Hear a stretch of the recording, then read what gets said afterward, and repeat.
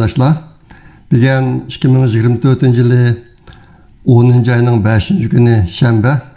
Ben Amerika'nın Los Angeles şehri yaşaydigan Erkin Sıdık. Hazır haftada 2 qatim qiladigan videoluk naq meydan programmasiga chiqishim. Bugun men so'zlaydigan jami 4 mazmun bor. Uniki birinchisi Uyghur Project fondiniki xabari. Ehtimal sizlar hammalar bildinglar. Biz 9 ayındaki 21 ve 22 günü 2 gün İstanbul'da leksiya 20 leksiya degan faoliyatni yapardık. Şu faoliyatni tugitib men o'tgan yakshanba kuni qaytib keldim sog' salomat. Andan dushanba kuni boshlab endi jiddiy ishga tushib ketdim.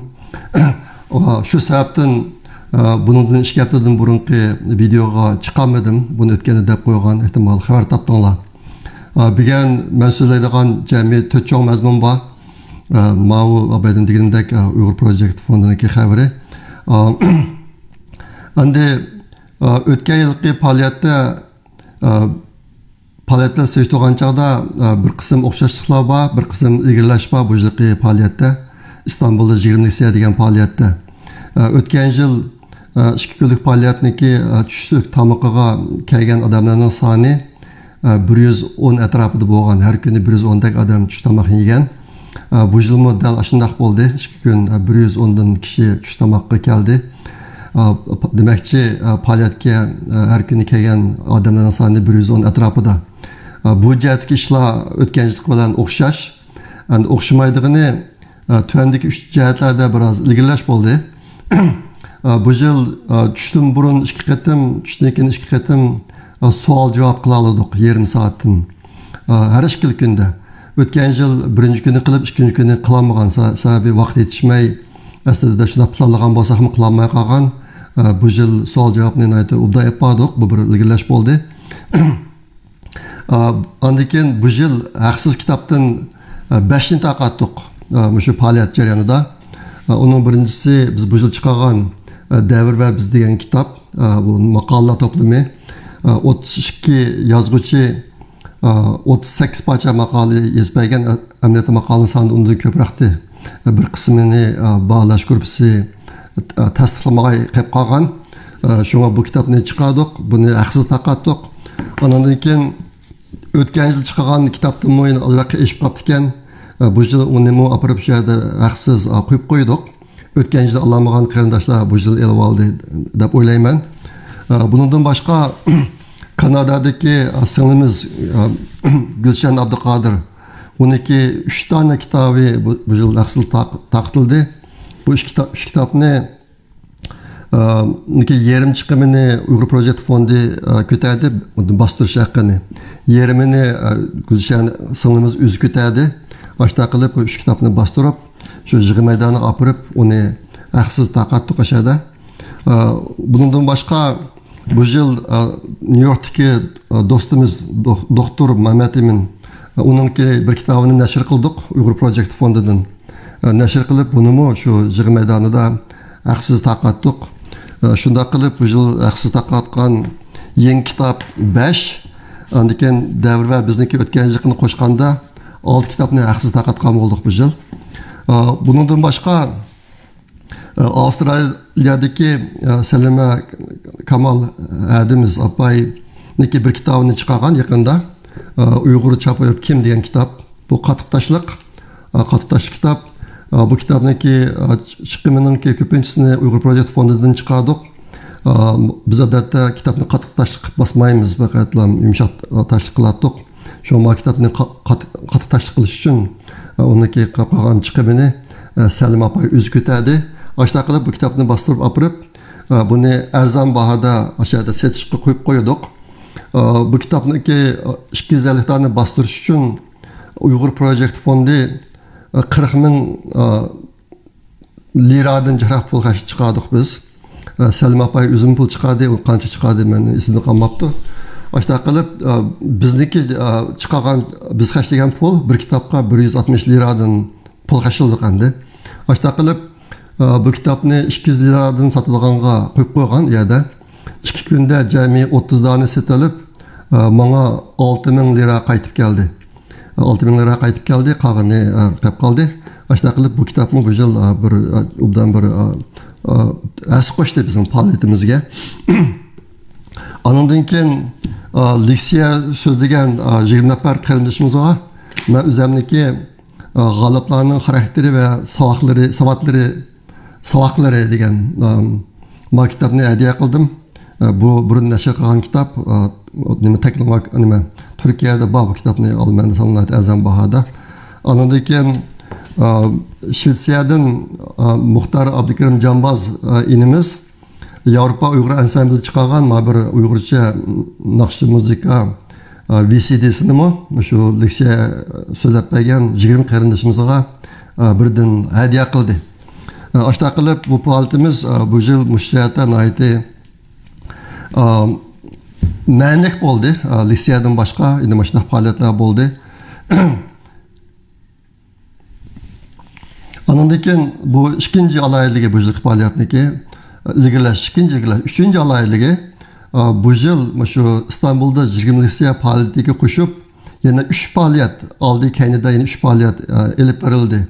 Onun birincisi Amerika'daki Tahir Ahmet ilimizdeki kitabı haqidagi bir suhbat yig'ini bo'ldi. Cuma günü 20 sentabr günü.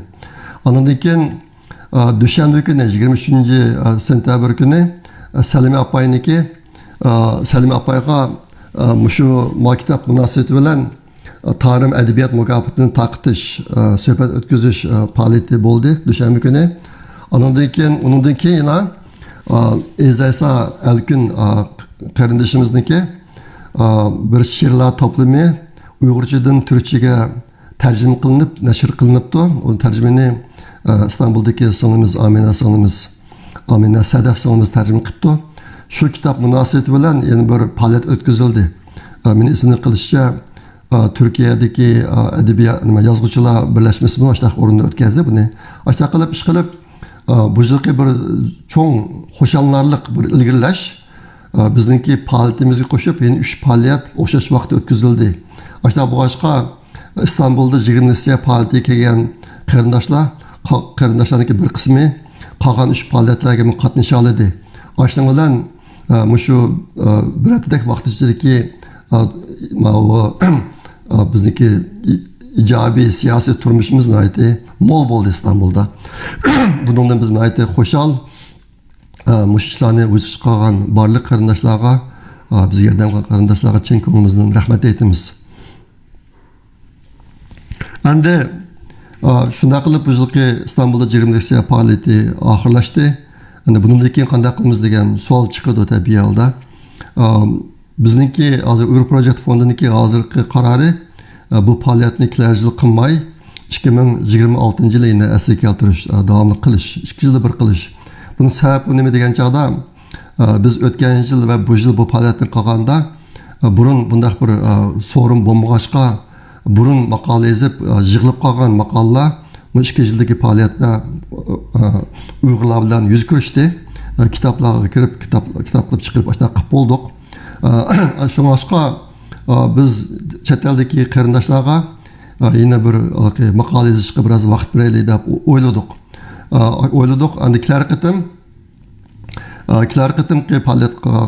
qatim bu faoliyatni qilgan vaqtimizda 2026 yili biz talabni sal yuqori qilmoqchi.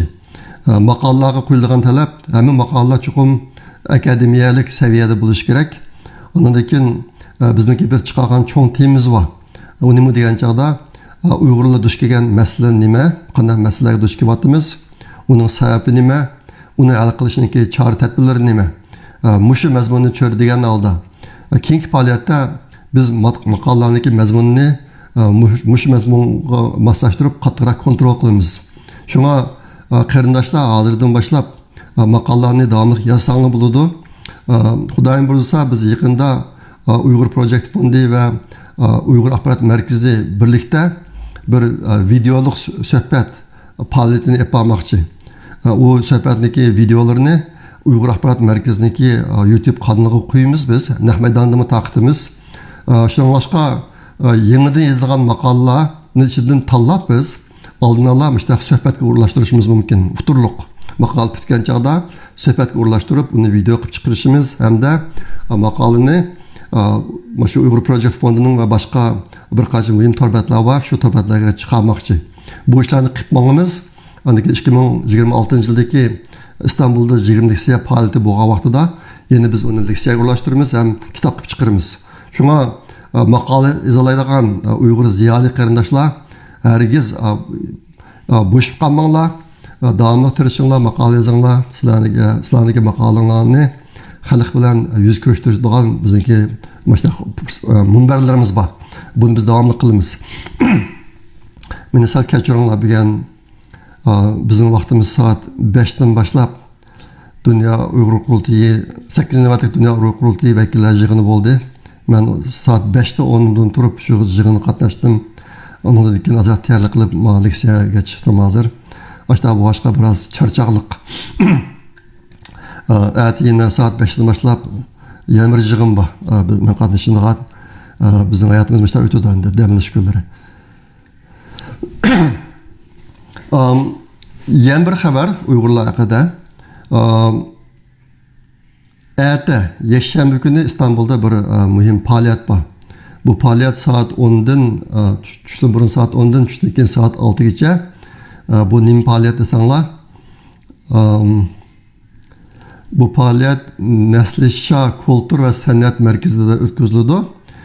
Şu faaliyat haqidagi uqtirishni maslaga bir o'qib beray. Tügüm san'at gruppasi İstanbul'da oliy maktabda o'qiyotgan 8 yoshdan tarkib topgan bo'lib, ko'rgazma kunisi bu guruhdagilardan sirt 25 kursantmi ham xizmat o'tash orqali kuch birlikda ish o'mlikda maqolaning hikmatini amalga oshirishga tirishyotdi. Ko'rgazmada bu bir ko'rgazma faoliyati. Ben bu 8 nefer yaştan 4 bilen kuruşup söhbetleştik. Olaniki aqlidan, tirishchanligidan, ijodkorligidan, ondan ömrügidan, kelgusi haqidagi planlardan ta'sirlandim.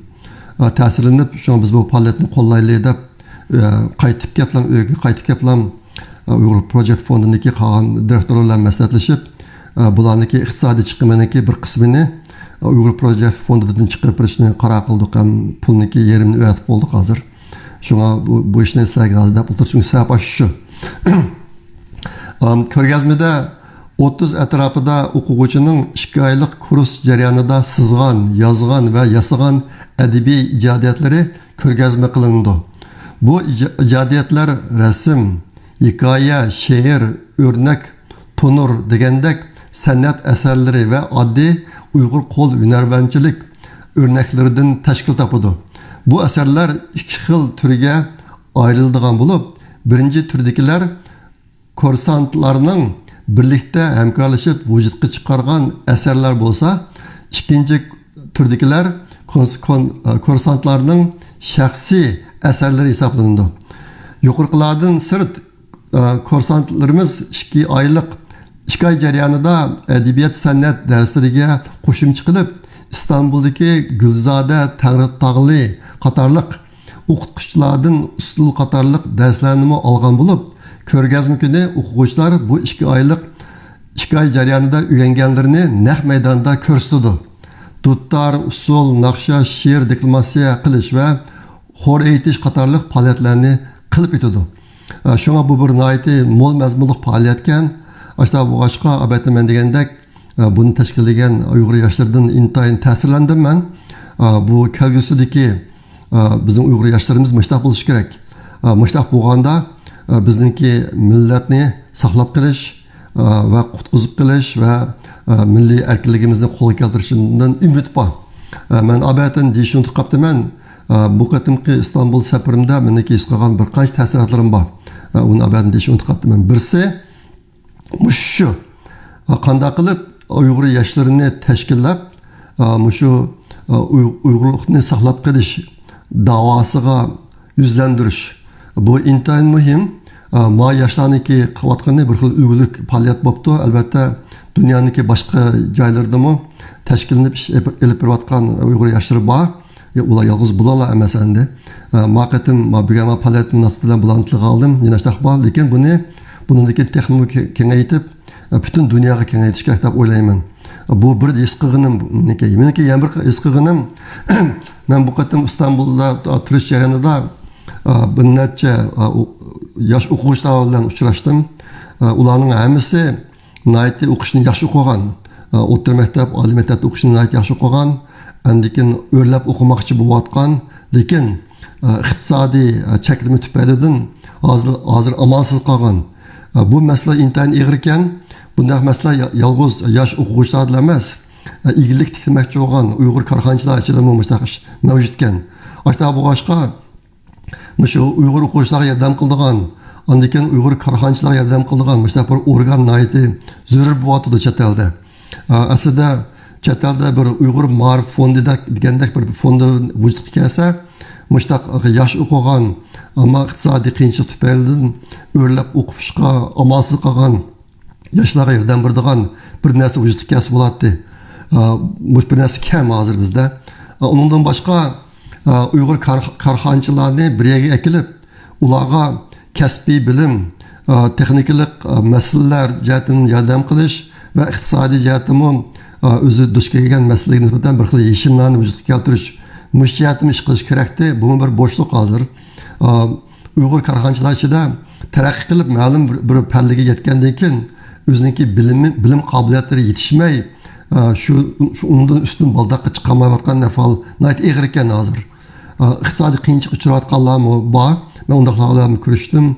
Mush soat ish qiladigan Uyg'urlar chet eldagi bir o'ylash bosanglarmi ishlarni. Hozir chet eldagi Uyg'urlar duch kelayotgan nayt jiddiy masaladan mushtaq masala bor ekan hozir. Endi bugun so'ragan ikkinchi mazmun vatan xabari. Men Istanbuldan qaytib kelgan bir haftadagi vaqtniki mobaynida ijtimoiy tarmoqlarda yangi narsalarni ancha uchratmadim vatan haqida.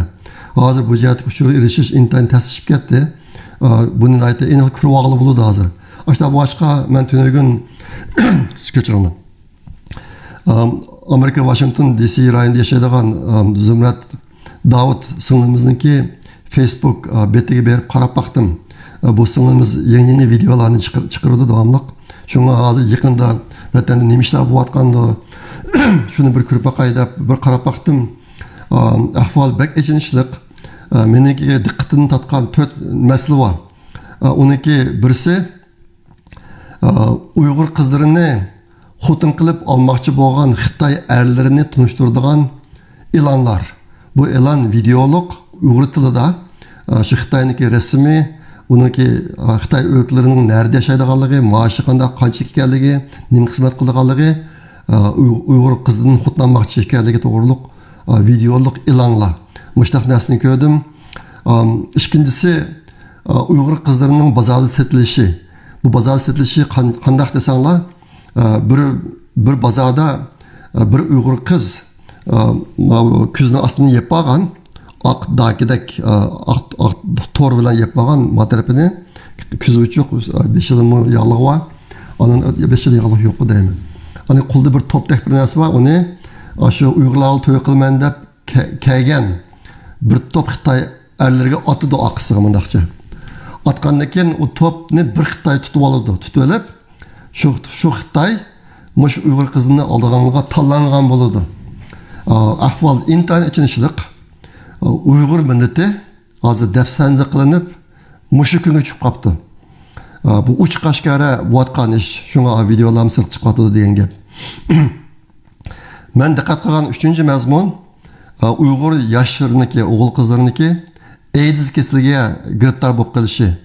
Hozir bu ahvol intayin eg'ilishib o'tibdi.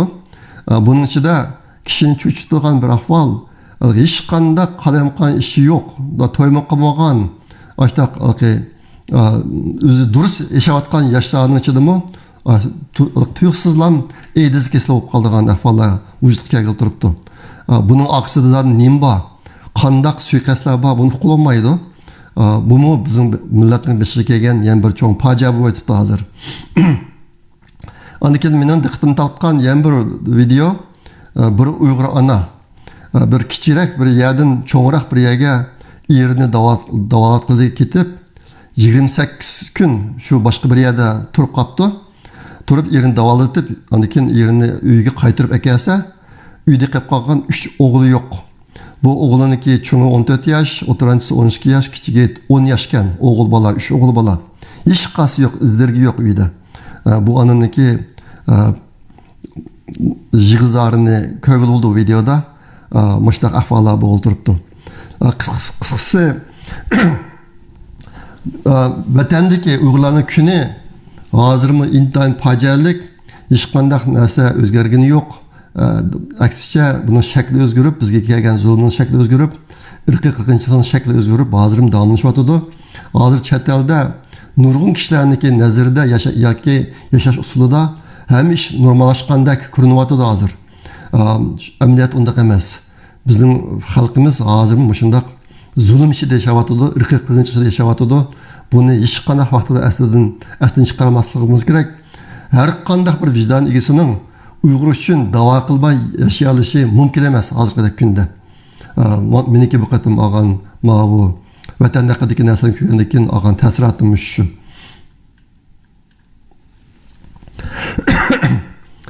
Endi 3-cho'ng mazmun xalqaro xabar. Buningda asosligi men bu Hezbollah haqida bo'lgan yaqinqi bir cho'ng voqeani qisqacha tunishtirib o'taman. Dunyoda 3 cho'ng istixborot organi bor. Uning birisi Amerikaniki CIA, Angliyaniki birisi va unda qolib qolsa Isroiliyaniki Mossad degan o'rni. Bu Mossad yaqinqi vaqtlarda shu O'tir Sharqdagi Hezbollah, Hamas mushtaq tashkilotlarniki boshliqlarini o'ltirish jihatida bir qator ishlarni olib bordi. Nayta odamni cho'chitadigan darajada yuqori texnologiyalarni ishlatib, ishlarni olib bordi. Buniki yaqinda bo'lgan ahvollar nima desanglar, dastlabda mushtaq Hezbollah, Hamasniki boshliqlarini yanfun orqali tepib, ularni ayrim o'ltirish ishlarni olib bordi. Ashta bo'lgandan keyin Hezbollahning rahbarlari bu Mossad yanfunga o'xshash yuqori texnologiyani ishlatib ish olib bordi ekan, undaqda biz tuvan texnologiyaga tayinib ish olib boraylik deb o'ziniki qo'l ostidagi kishilarning yanfun ishlatishini butunlay cheklab, yanfunlarni hammasini timir sandiq silib qulplab qo'yinglar, ishlatmanglar deb, uning o'rniga chaqirg'ich pager deydi, inglizcha pager deydi, chaqirg'ich ishlatishni qaror qilibdi. Bu yil 2-oyda.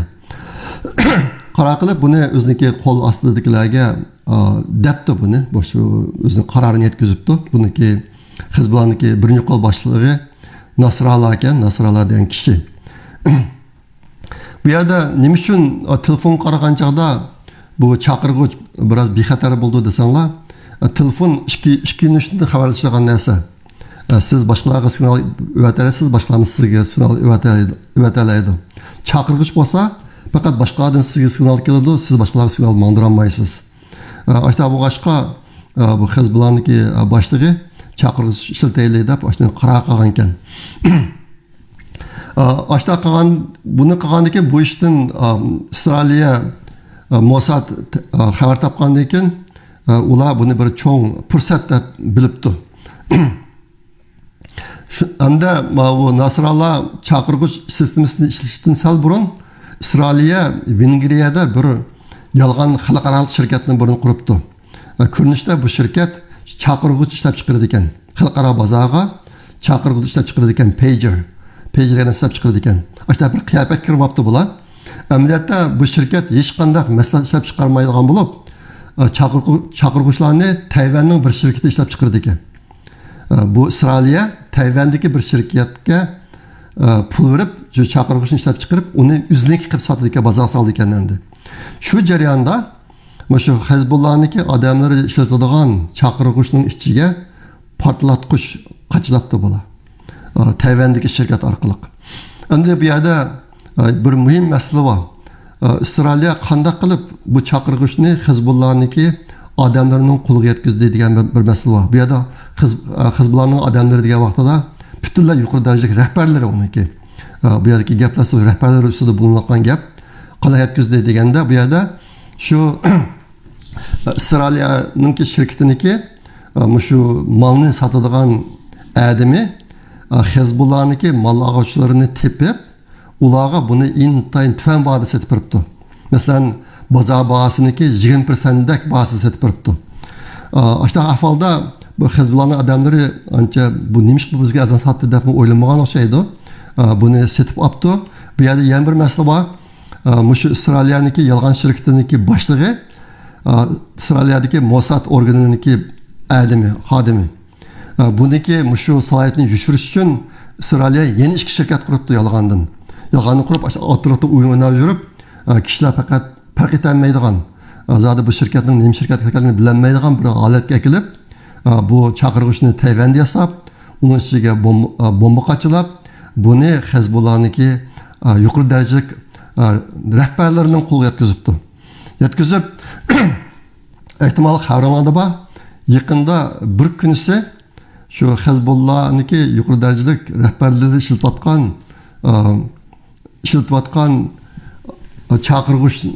çakırgıç bir vaqtda portlab ketish bir vaqasini tug'di. Aşnan bilan Hezbollah'niki yukarı derecelik amaldorlarining 70-80% bir o'tib ketdi. Shu portlashda, chaqirg'ichning portlashi bilan. Endi shuning bilan bu ish bo'lgandan keyin bu Hezbollah yanfon ishlatmay, chaqirg'ichni ishlatilmaydigan bo'lgandan keyin endi bundan keyin aloqalashishni qanday qilamiz deb aloqalashishni maxfiy yig'inni chaqirib shu yig'inda deyishilgan mundaq bir ishni yo'l qo'yibdi bular. Yo'l qo'yib oldingi juma kuni, ya'ni 27-sentabr kuni ular Livanniki Beqis shahridagi bir yer yuzidan necha 10 metr cho'nqurlikdagi oqibda bir yig'in etishni qaror qilibdi. Bu yig'inga Hezbollah'niki qilib qolgan rahbarlardan boshqa ular yana İran'niki Hezbollah'ni qo'llaydigan yuqori darajalik amaldorlardanmi bir qismlarini taklif qildi bu yig'inga.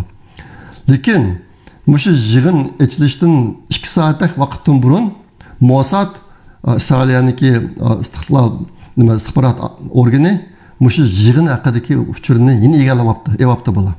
Evagandan keyin shu 27-yillar shu yer ostida necha 10 metr cho'nqurlikdagi oqibda bir ichilayotgan yig'in ichilayotgan vaqtda Isroiliya havo orqali eg'irligi 1 tonna keladigan yerning cho'nqur yeriga teshib kirib, ondan keyin portlaydigan bombadan 80 nechini portlatdi.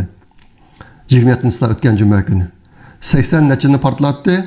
Bunun neticesinde şu bomba tushgan yerda 60 metr cho'nqurlikdagi bir cho'ng azgal paydo bo'ldi. Ondan keyin shu yig'inga qatnashayotgan kishilarniki hammasi o'lib ketdi u yerda. Shunday qilib yaqinda mushtaq bir cho'ng vaqa bo'ldi. Bu vaqa butun dunyoni bir qatim titratdi desak ham bo'ladi. Bu vaqaniki hozir endi har xil nima deymiz, har xil ma'nosi var hozir. O'rta Sharqda bir xil ma'nosi var. Undan boshqa Xitoy, Rossiyalarga boshqa ma'nosi var. Yaqinda o'sha Mossadniki qilayotgan ishlari boshliqlarni oldida ketkizib o'tish bir taktikasi deb qarashga bo'ladi. Shunga Hamas, undan keyin Hezbollah'niki boshliqlarini oldida ketkizib o'tish mutaxassislari bo'ldi. Hozirda bu boshqa bundan keyingi urushlarda boshliqni oldida ketkizib o'tish bu Xitoyga ishlaydi, Rossiyaga ishlaydi. Aşağı bu başqa hozir Rossiya bilan Xitoymi bu jihatdan aytdi chunqur dakka-dukkaga tushgan bo'lishi mumkin. Mush vaqalardan keyin. Ondan keyin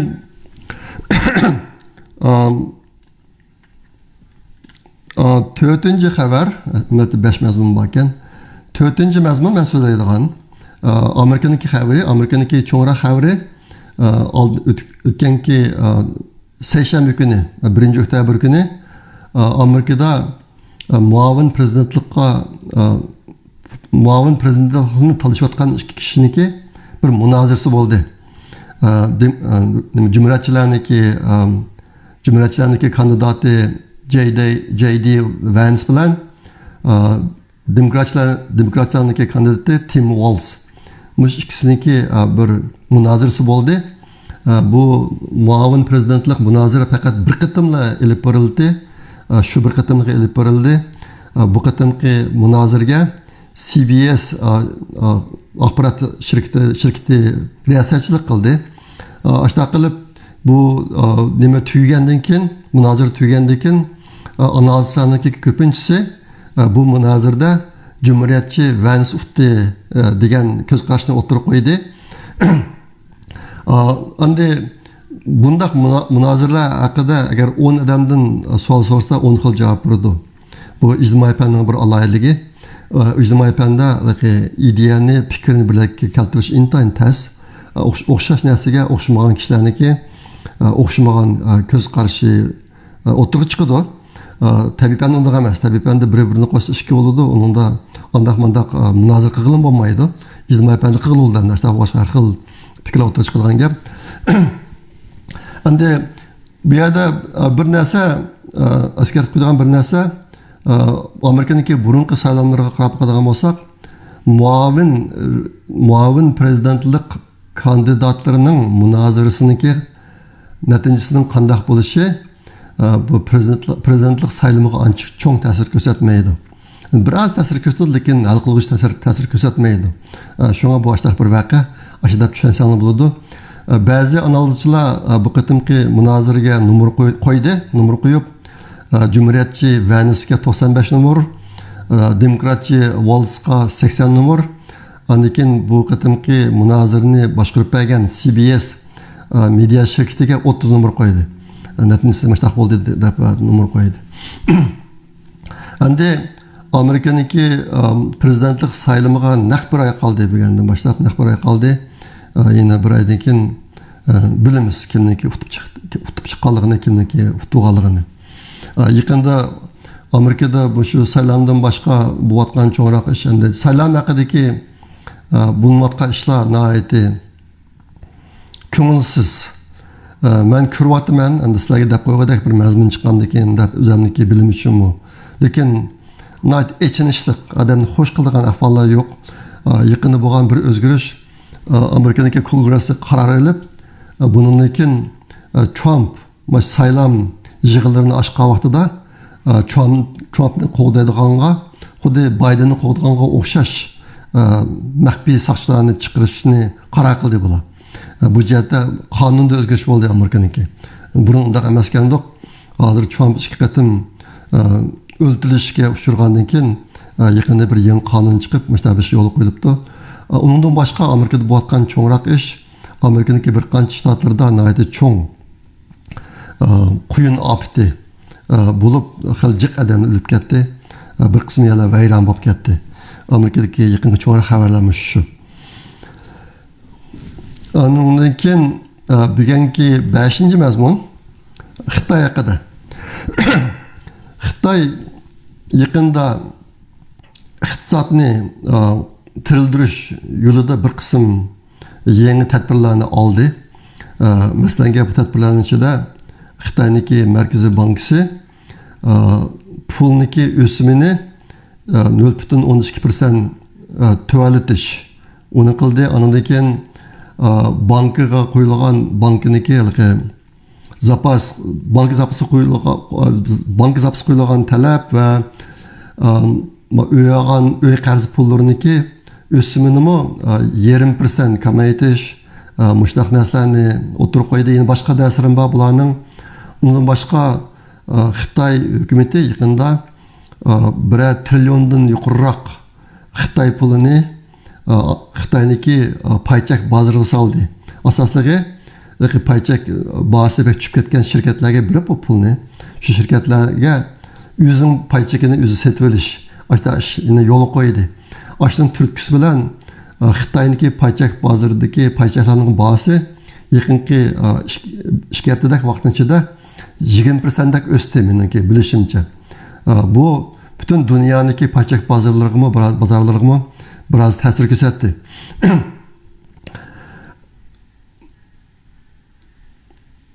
Ondan keyin Xitoy endi mushundaq tadbirlarni qo'llanish orqali o'ziniki bu yillik GDP'siniki o'sishini, GDP davlat kiriminiki o'sishini 5%ga apirish ashnaq narsalarni maqsad qilyotidi. Ma tadbirlarni qo'llanishga sabab shu. Lekin Xitoylar tadbirlarni qo'llagandan keyin dunyodagi donglik media shirkatlari hamsi maqola e'lon qilib, Xitoyniki bu tadbirlari ishlamaydi, unum bermaydi, ko'zga maqsadga yetolmaydi degan narsani o'tirib qo'ydi. Bunun ichida Financial Times, Reuters and Bloomberg degan media shirkatlari bor. Ondan keyin bu shirkatlar Yaponiyadagi bir donglik iqtisod boshqaradigan bir shirkatni o'zining parazini o'tirib qo'ydi. Qanday oqibat kelib chiqadiganligi to'g'riliq necha xil oqibatlarni o'tirib qo'ydi. Shularning ichidagi biroz ehtimolligi cho'ngroq bo'lgan oqibatlarning birisi Xitoyniki pay chekiniki bahasi bir qancha hafta yoki bir ikki oydan keyin yana 20% tushib ketishi mumkin. Qolgan tadbirlar ishlamaydi deydi. Bo'libmi Xitoy iqtisodini burun yuksaltirgan narsa uy bozori. Uy bozori ashtaq bo'lib, hozir uy bozori andikin davlat ichidagi sarfiyat, kishilarning pul xarjlashi, mushunday narsalar bo'lib, bu jihatlarda hozircha o'zgarish yo'q. Yarım yilni to'xtab qolgan uylar intayin ko'p. Xitoydagi uyning soni hozir silingan uyning soni Xitoyniki umumiy ehtiyojidan ko'p yuqori. Quruq uylar intayin jiq. Bu jihatda Xitoyda hozir cho'ng qurilishlarni butunlay to'xtab ketgan. Boshqa Xitoy hozirgi shu yaqinqi yangi tadbirlari orqali o'zininki ko'zgan maqsadga yetolmaydi. Yana bak uzun bo'lsa bir qancha oydan keyin burunqi izga tushib qoladi degan farazlar o'tirib qo'yilyotdi. Endi yaqinqi mushunaq cho'ng o'zgarishlarni keltirib chiqargan omil Xi Jinping o'zi. Xi Jinping yaqinda o'zininki iqtisodiy siyosatlarini 180 gradus burdi ta'tirsiga.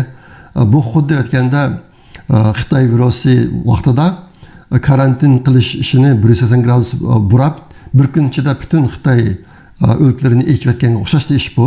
Nihoyatda cho'ng o'zgarish yasadi yaqin yoqi. Xi Jinpingniki o'tmishini biroz bilgan odamlar bilan bo'ladi. Bu intan fursatparast. Prinsipli ish qiladigan odam emas, fursatparast. Aslida boshqa ba'zi ishlarga qarab yiqib sal xatir kelib qolsa, birdamla bir kundan 180 gradus burila oladi ekan. Bu o'tganda Xitoy virusi mezgilda bir qatim isbotlangan, maqatimki iqtisodiy siyosatlarda yana bir qatim isbotlandi. Yaqini bo'lgan yana bir ish 1 oktyabrdagi Xitoy davlat bayrami. Bayramda bular bir Xitoy markaziy hukumatiniki bir ziyofat bo'ldi Beijingda. Bu qatim Xi Jinping shu ziyofatda o'ziniki siyosiy politbüro Junjuji niki doimiy hay'at a'zolari Chang Miller bilan birga o'tirmay bir stolda. Wen Jiabo bilan bir tarafida Wen Jiabo, yana bir tarafida Li Ruixuan o'tirdi ikki tarafida. Bu yerdagi Wen Jiabo kim desanlar, Wen Jiabo 2012 yilgacha davlatniki zonisi bo'lgan, boshbaqan bo'lgan odam. Li Ruixuan cho'ng amaldor endi. Bu ikkilisi aslida Deng Xiaopingga ergashib mangdigan odamlar. Deng Xiaopingga ergashib mangdigan Xi Jinpingni yaxshi ko'rmaydigan, Xi Jinpingniki siyosatlarini tanqid qilib kelayotgan odamlar bo'ladi. Bu qatimda Xi Jinping o'ziniki burunqi qolgan yiqilari o'tirmay, Junjujiniki doimiyatlari bilan masalanga. Ma ikkisini o'ng sol tarafga chiqarib qo'yib o'tiribdi. Bu bir yangilik Xitoyniki, yaqinki va bir necha yillik ahvoldagi bir yangilik. Xi Jinpingniki 180 gradus burilganligining bir ifodasi. Endi kishilarniki faraz qilishicha, hozir Xi Jinping degan jallodniki o'rnini xili obdonla tavrigan hozir. Ashta bu boshqa bu qatim ikki tarafiga Wen Jiabo bilan Li Ruixuanni o'tkazib qo'yishga sabab shu. Xi Jinpingga kuni tas hozir. Bundan keyin shu sababdan bo'lyotdi degan farazda o'tirib chiqdi. Endi Xitoy haqidagi yana bir cho'ng xabar o'tgan oy, ya'ni 9-oyda Amerika Kongressi bir yangi qonunni o'tirib chiqardi. Bu qonun nima qonun desanglar, agar Xitoy Tayvanga hujum qilmoqchi bo'lib, shu haqda ancha shartlari chiqib qoldi ekan, Amerika Xitoyniki Jongyang markaziy komitet a'zolari va undan yuqori darajalik hamma kadrlarning ularniki xotinlari yoki erlarining bolalarniki qinapsi qinotlarining qatorliq umumiy barliq tuqqanlarining chet eldagi iqtisodiy boyligini e'lon qilayotmoqchi. E'lon qilgan bo'ldi, to'ngiltib ketgan bo'ldi va musodara qilgan bo'ldi. Mushtaq bir qonun chiqadi. Bu qonunniki maqsadi nima desanglar, Xitoyniki Tayvanga hujum qilishniki oldini olish. Men o'tganda sizlarga degan Xitoydagi shu Jongyang markaziy komitet a'zolari va undan yuqori darajalik kadrlarniki chet eldagi boyliklarini Xitoyga qaytirib ekvamig'ichilik bu kishilar Xitoyniki Tayvanga hujum qilishni to'sidi. Nima qilsanglar hammasini olib qolganligini biladi bular. Ayta boshqa bu narsani Amerika tushunib yaqinda ma qonunni chiqadi. Chiqargan ekan endi menimcha Xitoyniki yaqinqi bir necha yil ichida Tayvanga hujum qilishi asosan mumkin emas. Men burmi degan bu mumkin emas deb. Hozir yolg'iz bu tadbirdan boshqa yaqinda bizning ko'rimiz Xitoyniki harbiy amaldorlardan 70 dan ko'p odamlar taxtdan tushib ketdi, yaqin tutilib ketdi. Hammasi nima iqtisodiy chirchilik degan bahona bilan amat unday emas. Bularchida Xi Jinping bo'lgan norozilikni kuchlik. Ondan Tayvan bilan urush qilmasa uni xohlamaydigan kishilar bular. Mushlardan 70 necha odamni tutib ketdi yaqinda. Boshqa boshqa Xitoyniki harbiylari hozir asosan bir parlash holatda. Garchi sirtqi naytı cho'ng popoz qilgan bilan amaliyot o'yinchilar kuch yo'q bo'ladiki, ro'y jihatdan bunga Amerikaniki ma qonunni qo'shgan vaqtda Xitoyniki Tayvanga hujum qilishi asosan o'ldi degan gap hozir. Mushunga qo'shilib 2 kunning oldida Amerikaniki markaziy axborot idorasi CIA mushu Twitter, Facebook, Instagram, Telegram qatorliq ijtimoiy tarmoqlarning hammasida bir Xitoycha oddillashtirgan jan tezi bo'yicha yozilgan bir uqtirishni chiqaryapti bular. Bu uqtirishniki mazmuni nima desanglar, bu uqtirishda agar har qanday odam, har qanday Xitoy CIA bilan aloqalashmoqchi bo'lsa, bexatar holda aloqalashmoqchi bo'lsa, qanday qilsa bo'lganligini usuli tadbisida tushuntirilgan bu uqtirishda. Bu nimadan darak beryapti desanglar, aniq abayatan men gapni bir unutib qolibman. Ma bu Xitoyniki markaziy komitet a'zolari va unda yuqori darajalik kadrlarniki amaldorlarning chet eldagi mablag'ini oshkorlab o'tish, to'g'ri o'tish va musodara qilish. Bundan boshqa shundan qo'shib e'lon qilgan yana bir narsa Xitoy amaldorlarining ichidagi Amerika hukumati bilan hamkorlashgan kishilarga kamchilik qilindi degan moddasi bor bunda. Onun qo'shib ma uqtirishni chiqarishga sabab Xitoy hukumati ichidagi Xi Jinpingdan norozi bo'lib turayotgan kishilarni biz bilan hamkorlashinglar, bizni izlanglar, biz bilan aloqalashinglar, bizni uchurlarni ta'minlanglar, kim sizlarga kamchilik qilamiz deb mana narsani deyotdi bular. Shunga bu Amerikaniki siyosatdagi bir cho'ng yangilik deb qarashga bo'ladi. Bu ishlarning hammasi Xitoyniki Tayvanga hujum qilishni qiyinlashtiryapti. Hozirgi ahvol shunday. Shuna qilib bugun so'zlaydigan mazmun bu shunchalik. Qancha ko'p ketib o'qimayman. Xabarlar yig'ilib qolgan xabarlar bak chiqdi. Xudoyim bo'lsa qolganlarini keyingi videolarda tulhab mangman. Bugun mushajja qilay. Amasi bo'ladi. Kilar qatim xayr xo'sh, kilar qatim ko'rish omon bo'linglar, xayr xo'sh bo'linglar. Xudoyim omonat.